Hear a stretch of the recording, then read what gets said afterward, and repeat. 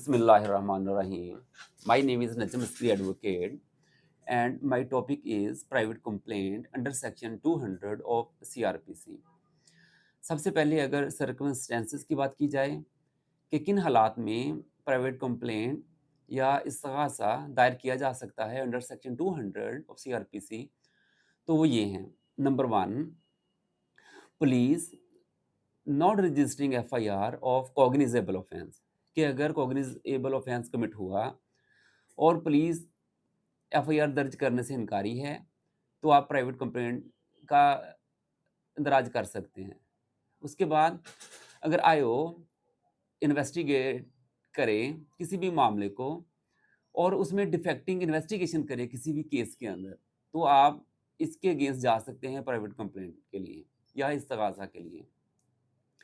Number 3, इसका circumstances ये है कि आपकी पिटीशन डिक्लाइन हो जाए under section 22(6) from the court of sessions, कि आपने एक पिटीशन दायर की फॉर रजिस्ट्रेशन ऑफ FIR और वो डिक्लाइन हो गई, तो आप प्राइवेट कंप्लेंट पे जा सकते हैं। फिर उसके बाद नॉन कॉग्निजेबल अगर ऑफेंस कमिट हुआ, तो भी आप प्राइवेट कंप्लेंट दर्ज कर सकते हैं। अब प्राइवेट कंप्लेंट दर्ज होगी अंडर सेक्शन 200। ये CRPC के सेक्शन 4H के मुताबिक मेड एलिगेशंस बिफोर मजिस्ट्रेट, जो कि आपकी एप्लीकेशन ऑरली भी हो सकती है और इन रिटन भी हो सकती है। अब जब आप करेंगे तो सबसे पहले मजिस्ट्रेट जो है वो कॉग्निजेंस लेगा अंडर सेक्शन 192 194 के मुताबिक। कॉग्निजेंस लेगा सबसे मजिस्ट्रेट। कॉग्निजेंस मींस कि मजिस्ट्रेट या court application of judicial mind apply करेगी बाय द कोर्ट। फिर वो देखेगी कि जुरिस्डिक्शन उसकी बनती है कि नहीं बनती उस कोर्ट की, और ऑफेंस बनता भी है कोई कि नहीं बनता, और रिस्पॉन्सिबल पर्सन्स कौन से हैं। ये ले लेने के बाद अब अगर हम बात करें इंग्रेडिएंट्स की या कॉग्निजेंस लेने के बाद, अगर वो अ, ये कहेंगे कि फौरन ओथ के ऊपर आप अपनी स्टेटमेंट दें हमें, मुस्तगीज़ को या कंप्लेनेंट को। अब इंग्रेडिएंट्स क्या होते हैं प्राइवेट कंप्लेंट के अंडर सेक्शन 265 का सब सेक्शन 2 के मुताबिक जिस्ट ऑफ एक्यूजेशन क्या है। इंग्रेडिएंट्स की अब मैं बात कर रहा हूँ कि इल्ज़ाम का खुलासा क्या है, ये देखा जाएगा इंग्रेडिएंट्स में प्राइवेट कंप्लेंट के।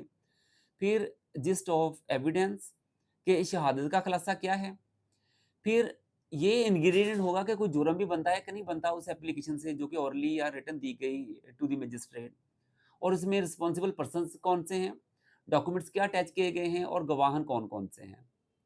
अब अंडर सेक्शन 202 ऑफ CRPC के मुताबिक ये जो जो हम इल्ज़ाम रखेंगे इसके अंदर, इस कंप्लेंट के अंदर, वो उनको कहेंगे कि पर्सन्स कंप्लेंट अगेंस्ट, इनको और या इल्ज़ाम कहेंगे, इनको मुल्ज़म नहीं हम कहेंगे अंडर सेक्शन 202 के मुताबिक। और इसकी जो डेफिनिशन है वो सेक्शन 4H में बयान की गई है कि मेड एलिगेशंस करनी है ऑरली और रिटन बिफोर द मजिस्ट्रेट। अब अगर हम बात करें कि सफिशिएंट ग्राउंड्स क्या हैं कि जिसकी बुनियाद के ऊपर ये केस आगे चलाना है कोर्ट ने कि नहीं चलाना, वो है एक केस लॉ 1998 SCMR 922। ये ज़िबा बख्तियार वर्सेस अदनान समी खान का केस था, जबकि सुप्रीम कोर्ट ने इसमें सफिशिएंट ग्राउंड्स बयान किए हैं। सफिशिएंट ग्राउंड्स ये हैं कि इस केस लॉ के मुताबिक, ज़िबा बख्तियार केस के मुताबिक, कि अगर कोई इल्ज़ामात लगाए जाएँ इसकी एप्लीकेशन में और वो इल्ज़ामात को हम रिबटल ना करें, यानी इन अनरिबटल एक्यूजेशंस या इल्ज़ामात की बुनियाद के ऊपर अगर कन्विक्शन बनती हुई नज़र आए, तो कहा जाएगा कि ये सफिशिएंट ग्राउंड्स हैं कि केस को आगे चलाने के लिए, कि समन्स वगैरह जारी करने के लिए। और इस स्टेज के ऊपर फिर आप इल्ज़ाम अलह या पर्सन्स कंप्लेंट अगेंस्ट को हम कहेंगे, एक्यूज़्ड कहेंगे या मुल्ज़म कहेंगे। अब इस्तिग़ासा और FIR दोनों वक़ूआ के फ़ौरन बाद इकट्ठी दायर की जा सकती हैं और साइड बाय साइड ये चल सकती हैं। अंडर सेक्शन 247 ऑफ CRPC के मुताबिक मुस्तगीज़ का कोर्ट में आना ज़रूरी है। मजिस्ट्रेट की कोर्ट में आना ज़रूरी है। लेकिन एक और केस लॉ है 2003 SCMR 59 के मुताबिक कि अगर जो इल्ज़ामात हैं वो कॉग्निज़ अ, कॉग्निज़ेबल हों और नॉन कंपाउंडेबल हों, तो फिर मुल्ज़म अगर ना भी आए अदालत में, ये मजिस्ट्रेट की अदालत में, तो अदालत इनको बरी नहीं करेगी। वरना अदालत जो है अंडर सेक्शन 247 मुस्तकीज़ अगर कोर्ट में ना आए, तो उसको वो समन्स वगैरह के बाद बरी कर सकती है वो। लेकिन अगर मुकदमा सेशंस अदालत के अंदर हो, ये प्राइवेट कंप्लेंट चल रही हो, तो फिर मुस्तकीज़ या कंप्लेनेंट अगर ना भी आए, तो उसको वो बरी नहीं करेंगे, मुल्ज़मान को बरी नहीं करेगी अदालत।